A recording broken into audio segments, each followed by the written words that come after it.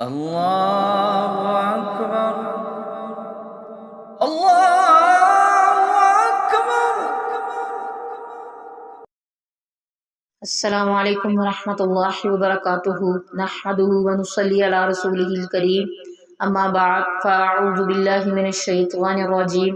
بسم اللہ الرحمن الرحیم۔ رمضان المبارک ذکر کا مہینہ بھی ہے۔ اگر ہم نے روزہ رکھا ہوا ہے اور صرف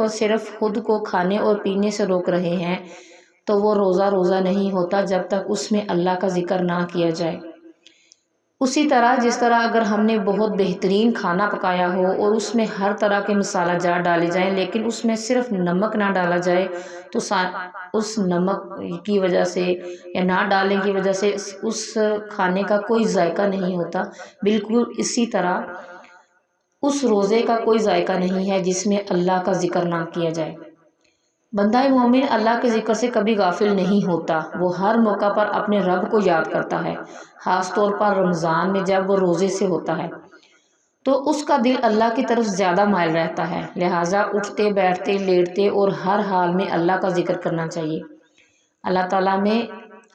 نے عقل والوں کے بارے میں فرمایا ہے کہ جو اٹھتے بیٹھتے اور لیٹتے ہر حال میں اللہ کو یاد کرتے ہیں، سورہ ال عمران آیت نمبر 191۔ نبی اکرم صلی اللہ علیہ وسلم ہر حال میں اللہ کا ذکر کرتے تھے اور دوسروں کو بھی اس کی تاکید کرتے۔ حضرت عبداللہ بن بصر رضی اللہ عنہ سے روایت ہے کہ ایک شخص نے رسول صلی اللہ علیہ وسلم سے عرض کیا، اے اللہ کے رسول، اسلام کے احکام تو میرے لیے بہت ہیں مگر بس آپ مجھے ایسی بات بتائیں جس کو میں مضبوطی سے پکڑ لوں۔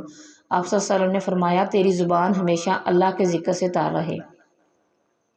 حضرت ابو ہریرہ رضی اللہ عنہ سے روایت ہے، رسول صلی اللہ علیہ وآلہ وسلم نے فرمایا، جس نے ایک دن میں 100 مرتبہ یہ کہا، لا الہ الا اللہ وحدہ لا شریک لہ لہ الملک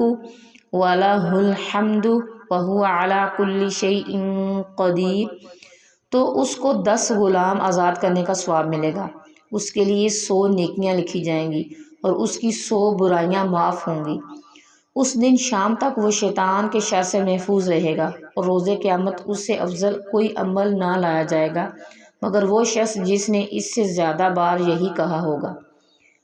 اور جس نے دن میں 100 مرتبہ سبحان اللہ و بحمدہ کہا تو اس کی خطائیں معاف کر دی جائیں گی، خواہ وہ سمندر کی جھاگ کے برابر ہی کیوں نہ ہو۔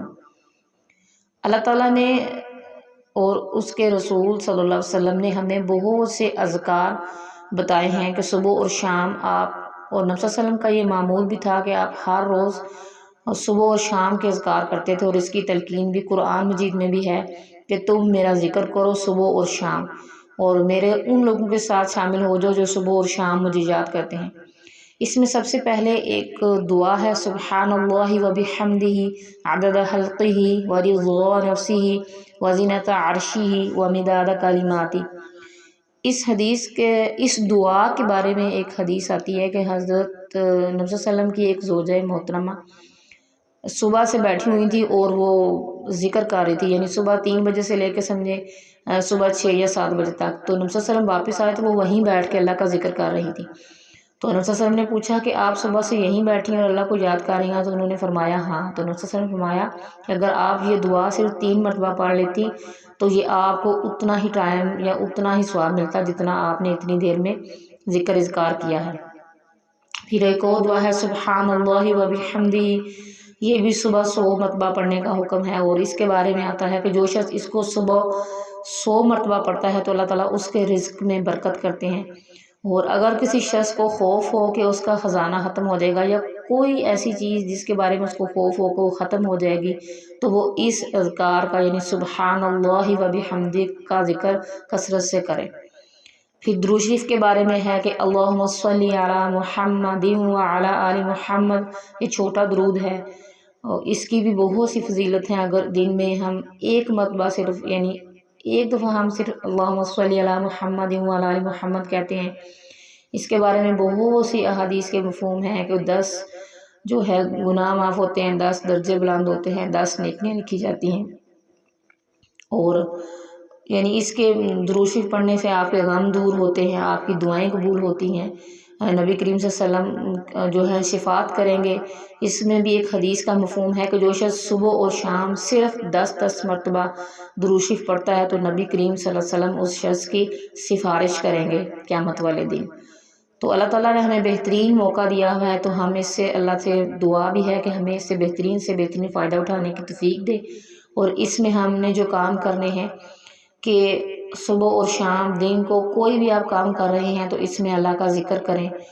صبح و شام کے اذکار کریں، اور گھر کے کاموں میں آپ کہیں بھی بزی ہوں تو آپ اللہ کا ذکر کریں، اور ذکر میں سبحان اللہ والحمد للہ ولا الہ الا اللہ واللہ اکبر، یہ بہترین دعائیں ہیں اور یہ صدقہ بھی کہلاتی ہیں۔ تو آئیں میں اور آپ مل کے روزے کو بہترین ذکر کے ساتھ اور بہترین بنائیں۔ سبحانک اللہم و بحمدک نشہد ان لا الہ الا انت نستغفرک و نتوب الیک۔ السلام علیکم ورحمۃ اللہ وبرکاتہ۔